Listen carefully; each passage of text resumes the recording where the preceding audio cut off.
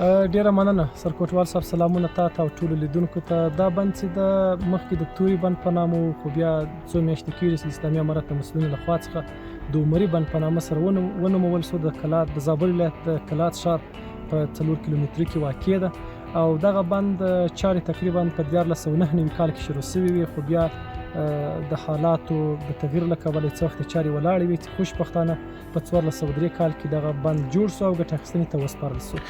د دغه بند له جوړېدو سره په دې ساحه کې څومره تغییر راغی؟ د دغه بند په جوړېدو سره په ساحه کې د ځمکې لاندې اوبو سطحه راپورته شوه. مخکې به دلته په ځینې ساحاتو کې اوبه بیخي لاندې وي، خو اوس د اوبو کچه راپورته شوې ده او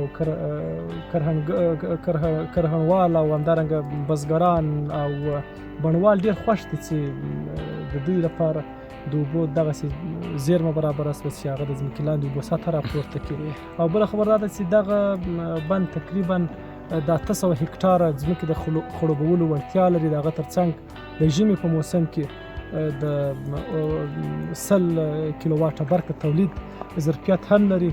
او بله خبره دا ده چې په آینده کې د مسؤلینو لخوا څخه ویل شوي چې دغه بند څخه به د کلات ښار چې اوس د اوبو هلته د پاکو اوبو زمینه ډېره کمه ده، وایي د پاکو اوبو څو لنډکي به هم تېرې شي، هلته به د پاکو اوبو زمینه هم ښاریانو ته برابره شي. نو د زابل ولایت لپاره په ځانګړې توګه د کلات ښار لپاره او د دغه نږدې سیمو لپاره دغه بند ډېر حیاتي ارزښت لري او خلک ډېر ورته خوشبینه دي. د دغه بند په جوړېدو سره به انشاءالله د کلات ښار او نږدې سیمو کرهڼه وده وکړي، زراعت به یې وده وکړي او دلته به د سیاحت یو سیمه هم برابره شي. خلک د سیاحت لپاره راځي. نو څه وخت مخکې دلته ونې هم ایښودل شوي دي چې دغه ونې غټې شي اناجوګان. نو انشاءالله دلته به یو سیاحتي سیمه وي او د کلات ښار د ځوانانو لپاره چې مخکې د سیاحت کومه سیمه نه درلوده، یو ساحه یې نه درلوده، یو ډېره ښه سیاحتي ساحه جوړېدلی شي. هم به یې دولت ته عواید یا هم د خلکو د کار زمینه برابر یا